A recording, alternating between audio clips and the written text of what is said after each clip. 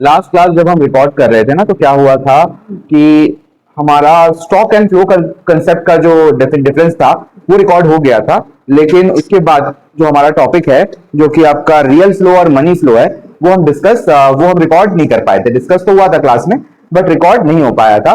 तो what is the difference between real flow and stock flow, हम लोग आज यहां से शुरू करेंगे।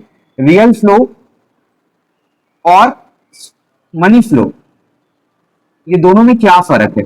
लास्ट क्लास में मैंने बताया था बच्चों को रियल फ्लो और मनी फ्लो क्या होता है। आज फिर से हम लोग इसका डिफरेंस समझते हैं कि रियल फ्लो और मनी फ्लो बेसिकली इसका मीनिंग क्या बनता है। तो इसका जो मीनिंग है, अगर आप रियल फ्लो में आओगे तो रियल फ्लो का मतलब होता है कि transfer of goods and services.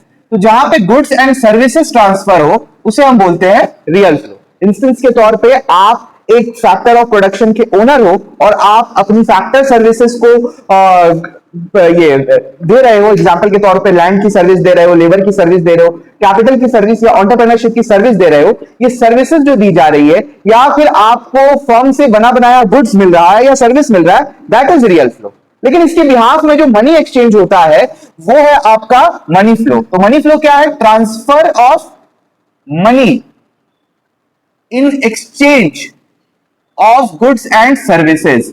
अगर आप जिस मोमेंट पे गुड्स और सर्विसेज खरीद के उसके बिहाफ में जो मनी पेमेंट आप करते हो उसे हम बोलते हैं मनी फ्लो। एग्जांपल के तौर पे अभी आप मुझसे ट्यूशन पढ़ रहे हो, तो जो आप ट्यूशन की सर्विस मुझसे ले रहे हो ये कौन सा फ्लो है? Real flow. और उसके बिहाफ में आप मुझे फीस दे रहे हो, वो कौन सा फ्लो है? Money flow. समझ में आया? रियल फ्लो और मनी फ्लो में क्या अंतर होता है? रियल फ्लो और मनी फ्लो में याद रखिए, इसमें आपका गुड्स एंड सर्विसेज ट्रांसफर होता है और इसमें मनी का ट्रांसफर होता है। उसके अलावा आपका कहां पे इसमें डिफिकल्टीज आती है ये भी आप जान के रखिए। डिफिकल्टीज बार्टर सिस्टम में आ सकती है रियल फ्लो में, और लेकिन आपका मनी फ्लो में कोई डिफिकल्टीज नहीं आती है। समझते हैं? आइए इसको भी हम लोग, डिफिकल्टीज का आती है रियल फ्लो में। There may be difficulties of barter system in exchange of goods and factor services. Difficulties in exchange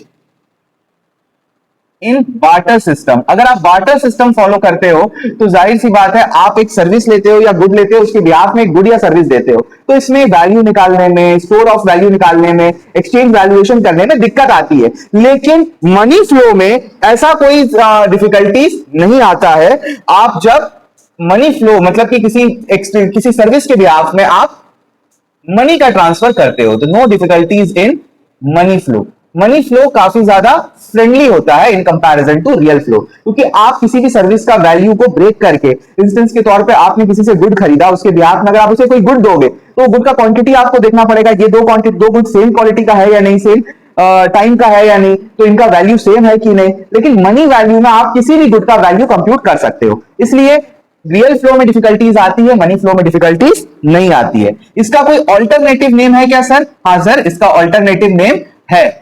real flow का ऑल्टरनेटिव नेम है फिजिकल फ्लो, और बार्टर थ्योरी मनी फ्लो का ऑल्टरनेटिव नेम है nominal flow. तो ये दो तरह के फ्लो का अलग अलग नाम भी हम लोगों को देखने को मिलता है। तो जिस मोमेंट में आप गुड्स को या सर्विस को ट्रांसफर कर रहे हो, that is called real flow, और उसके बिहाफ में जो पेमेंट होता है उसे हम बोलते हैं मनी फ्लो। समझ में आई बात? इसके अलावा मैंने आप लोगों को पढ़ाया था 4 sectors of the economy. 4 sectors of the economy कौन कौन से सेक्टर है बच्चा इकोनॉमी के? आइए उनको भी हम लोग चेक कर ले। तो इकोनॉमी के बेसिकली 4 सेक्टर्स पाए जाते हैं। पहला सेक्टर इनका क्या होता है? House hold. क्या होता है बच्चा? House hold. हाउस होल्ड हम किसको बोलते हैं? हाउस होल्ड हम बोलते हैं जो गुड्स एंड सर्विसेज को कंज्यूम करते हैं। तो basically consumers of goods and services, ये तो इनका एक मीनिंग है। साथ ही साथ ये क्या होते हैं? Owners of factors of production. Factors of production के ये ओनर्स भी होते हैं। लैंड, लेबर, कैपिटल, एंटरप्रेन्योर का मालिक जो होता है उसे हम हाउस होल्ड ही कहते हैं। अब इन सर्विसेज का इस्तेमाल करके वो गुड्स वगैरह कौन बनाता है? सर बनाता है फर्म। तो फर्म्स, या आप इसको प्रोड्यूसर्स भी कह सकते हो। प्रोड्यूसर्स कौन होते हैं sir? Those who uses factor services to produce goods and services. तो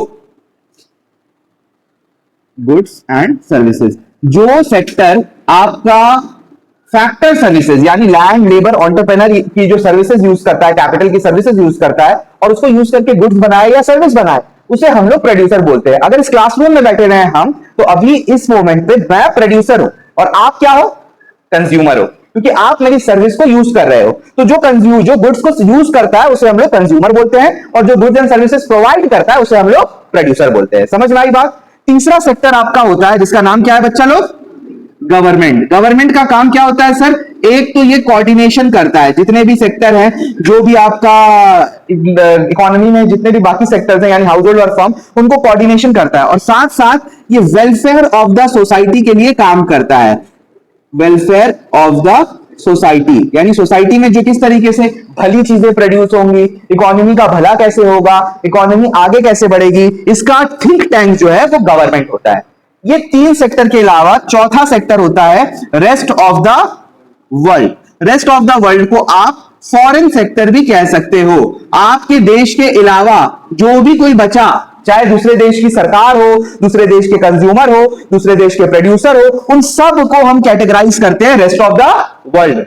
अगर एक इकोनॉमी में बस ये दो सेक्टर ही मौजूद है, हाउस होल्ड और फर्म, तो उस इकोनॉमी को कहा जाता है सिंपल इकोनॉमी। क्या कहा जाता है बच्चा लोग?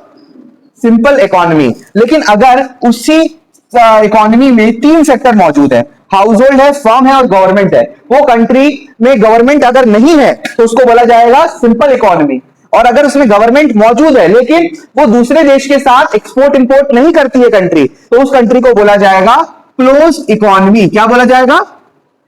Close economy. उसके अलावा अगर किसी इकोनॉमी में चारों सेक्टर मौजूद हैं यानी कि हाउस होल्ड, फर्म, गवर्नमेंट और रेस्ट ऑफ द वर्ल्ड, तो उस इकोनॉमी को कहा जाएगा ओपन इकोनॉमी। हमारी इंडियन इकोनॉमी एक ओपन इकोनॉमी है। अगर कोई ऐसा देश है जो एक्सपोर्ट इंपोर्ट नहीं करता हो तो उस इकोनॉमी को हम बोलेंगे क्लोज्ड इकोनॉमी। कोई देश है जहां पे गवर्नमेंट नहीं है तो उस इकोनॉमी को बोला जाएगा सिंपल इकोनॉमी। तो हमारा जो डिस्कशन है सर्कुलर फ्लो ऑफ इनकम का, वो सिर्फ लिमिटेड है सिंपल इकोनॉमी में, यानी कि सिर्फ दो सेक्टर जो मौजूद होंगे उस इकोनॉमी का सर्कुलर फ्लो हमें सीखना है। इसे कहा जाता है circular flow in a simple economy. एक सिंपल इकोनॉमी में इनकम किस तरीके से फ्लो करता है, आइए इस कंसेप्ट को हम लोग समझते हैं। तो एक सिंपल इकोनॉमी में कितने सेक्टर होते हैं बच्चों, बताना मेरे को, जल्दी बोलो कितने सेक्टर होते हैं? दो। नाम बताना उनका। Very good. एक है आपका सर हाउस होल्ड और दूसरा है आपका फर्म्स। हाउस होल्ड क्या करता है सर? हाउस होल्ड ना फैक्टर्स ऑफ प्रोडक्शन का ओनर होता है और गुड्स एंड सर्विसेज का कंज्यूमर होता है। फर्म क्या करता है? इनकी फैक्टर सर्विसेज को यूज करके गुड्स एंड सर्विसेज प्रोड्यूस करता है। समझ में आई बात? तो देखो हाउस होल्ड क्या होता है? Consumer of goods and services and owners of factors of production. Firm क्या होता है? फैक्टर सर्विसेज को यूज करके गुड्स एंड सर्विसेज बनाता है। तो अब बात समझना कि इन दोनों के बीच में क्या होता है। तो हाउस होल्ड जो है रियल फ्लो में हाउस होल्ड फर्म को फैक्टर सर्विसेज देता है। क्या देता है मेरे बच्चों? फैक्टर सर्विसेज, यानी कि लैंड, लेबर, कैपिटल और एंटरप्रेन्योरशिप। ये चार चीजें हाउस होल्ड के द्वारा फर्म को दी जाती हैं, जिसको फर्म इस्तेमाल करके गुड्स एंड सर्विसेज प्रोड्यूस करता है और ये goods and services house hold को देता है। क्या देता है? Goods and services. ये जो मैंने फ्लो लिखा है ये फ्लो रियल फ्लो है। क्या फ्लो है बच्चा? Real flow. अब आइए मनी फ्लो भी समझते हैं। इनके बीच में मनी फ्लो क्या है? तो फर्म मनी फ्लो के तौर पे हाउस होल्ड को पेमेंट करता है, payment for factor services. Factor services के लिए पेमेंट करता है सर? हाँ जी बेटा। पहला पेमेंट होता है लैंड का, उसका नाम क्या है? रेंट। दूसरा पेमेंट होता है लेबर का, जिसे हम बोलते हैं वेजेस। कैपिटल के बदली में देता है इंटरेस्ट और एंटरप्रेन्योरशिप को मिलता है profit.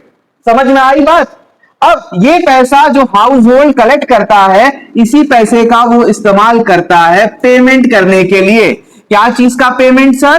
Payment for purchase of goods and services. जो गुड्स एंड सर्विसेज परचेज किया है फर्म से, वो आप उसके लिए आप पेमेंट करते हो। यानी कि पैसा गोल घूमता है, फर्म से आया हाउस होल्ड के पास, हाउस होल्ड से चला गया वापस फर्म के पास, फिर फर्म से आया हाउस होल्ड के पास, फिर वापस चला गया फर्म के पास। ये जितना ज्यादा सर्कुलेट होगा उतना ज्यादा प्रोडक्शन होगा। इकोनॉमी में पैसा घूमता है और जितना ज्यादा घूमेगा इकोनॉमी उतना ज्यादा ग्रो करेगी, उतना ज्यादा इकोनॉमी में नेशनल इनकम होगा। इस सिंपल मॉडल से हमें यह समझ में आया कि इकोनॉमी में पैसा कहीं रुकता नहीं है, पैसा आपस में गोल गोल घूमता रहता है। बट रियल लाइफ में हाउस होल्ड कुछ पैसा सेव भी करता है जो कि कैपिटल मार्केट में जाता है, बैंक वगैरह में जाता है। उसके बारे में चर्चा आपके सिलेबस में तो नहीं करनी है, क्योंकि आपका सिलेबस लिमिटेड है सिंपल इकोनॉमी में विदाउट सेविंग्स एंड इन्वेस्टमेंट में। तो आपके लिए सिर्फ और सिर्फ सर्कुलर फ्लो ऑफ इनकम, इसका जानना आपको जरूरत है। यहां पे मैं आपको बता दूं, जो ये इनर लूप है ये कौन सा फ्लो है बताओ बच्चा लोग?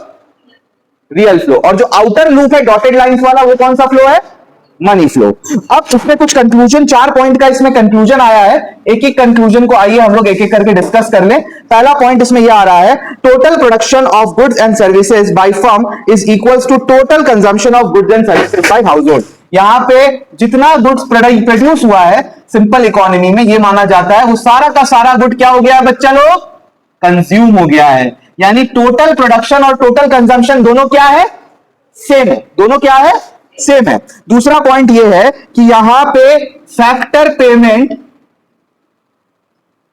और फैक्टर इनकम दोनों सेम है। मतलब जितना पैसा आप दे रहे हो उतना ही पूरा का पूरा पैसा हाउस होल्ड के पास ही आ रहा है। जो फर्म पे कर रहा है वो फर्म का पैसा अल्टीमेटली पूरा का पूरा किसके पास जा रहा है? हाउस होल्ड के पास। तीसरा है कि जितना कंजम्पशन एक्सपेंडिचर है हाउस होल्ड का वो उनका फैक्टर इनकम है, यानी कि उनके पास कोई भी ट्रांसफर इनकम नहीं है। कि ट्रांसफर इनकम क्या होता है सर? नेक्स्ट चैप्टर में मैं आप लोगों को समझाऊंगा कि ट्रांसफर इनकम क्या होता है। बट याद रखिए जो भी पैसा वो खर्चा कर रहे हैं वो पैसा उनका कमाया हुआ पैसा है, इतना जान के रखिए। वो जो पैसा कमाया वही पैसा वो खर्च कर रहे हैं। और लास्ट में यहां पे ये भी एक बात याद रखिए कि जो रियल फ्लो जो है और जो मनी फ्लो है उसका वैल्यू सेम है। जितने रुपए का रियल फ्लो हुआ है उतने रुपए का मनी फ्लो भी हुआ है इकोनॉमी में। सिंपल इकोनॉमी में 2 सेक्टर मॉडल में ये 4 पॉइंट्स हम लोगों को देखने को मिलते हैं। ये हमारा चैप्टर नंबर 1 यहीं पे समाप्त होता है आप लोगों का। इसके बाद अब हम चैप्टर 2 स्टार्ट करेंगे। जिन बच्चों ने नोट्स पिन डाउन नहीं किया है पहले इसको पिन डाउन कर ले, उसके बाद हम लोग चैप्टर 2 स्टार्ट कर देंगे। ठीक है, thank you so very much and bye. इन लोगों के लिए, तुम लोगों के